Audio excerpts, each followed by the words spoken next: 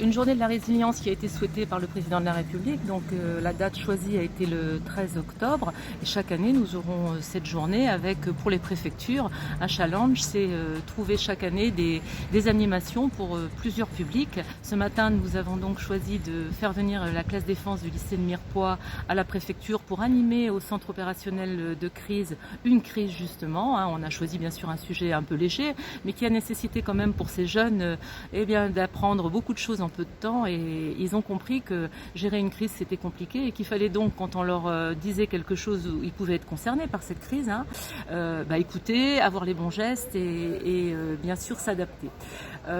J'ai d'ailleurs suggéré qu'on fasse la même chose avec une classe de Saint-Giron qui est en bord de rivière, de manière à ce que sur un risque inondation, il y ait finalement une acculturation de ces populations jeunes et qui comprennent vite et qui sont capables de basculer les messages aussi en famille et d'en discuter. C'est aussi l'intérêt. Madame la préfète nous a fait l'honneur de venir nous rencontrer pour la pose des crues donc à l'Office de tourisme de Saint-Giron, où nous avons pu nous apercevoir que sur les diverses crues principales qui ont eu lieu dans le Couserans, je citerai les dates 1875, 1937 et 1977, où nous avons eu des hauteurs d'eau qui ont inondé une partie de la ville de Saint-Giron, 1875 étant une vague de 6 mètres d'eau, donc quelque chose de très important, avec des victimes et des dégâts matériels énormes. Donc cet après-midi, on avait une deuxième opération, c'était la pose de ces repères de crues. Repères de crues qui peuvent paraître bien anecdotiques sur un mur, des ronds avec des années et des niveaux d'eau. On a la même chose sur le pont de Saint-Giron, mais c'est pas anecdotique. Si on se rappelle que ces crues ont fait pour la première de 1000, alors j'ai encore oublié l'année, c'est 1875. J'ai un problème avec les chiffres, il faut quand même qu'on l'entende. 500 morts sur cette crue-là, deux autres crues majeures par la suite, des événements qui en décembre et janvier nous ont amené à une crue un peu plus faible mais quand même 3,20 m. On sait que ça va se reproduire, donc il faut impérativement qu'on se prémunisse.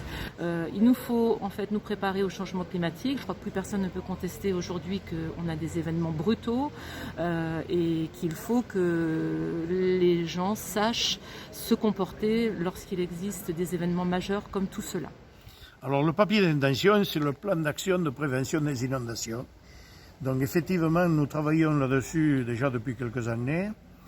Et aujourd'hui, nous voulons et nous souhaitons que derrière ce papier d'intention, il y ait bien sûr tous les élus qui soient associés par les plans communaux de sauvegarde à réagir lors d'une inondation et pouvoir permettre aux gens de pouvoir être protégés le plus rapidement possible quand il y a risque pour eux. Dans quelques temps, nous aurons un référent à notre syndicat Rivière qui sera en charge de former les élus aux plans communaux de sauvegarde et nous voulons aussi former nos enfants.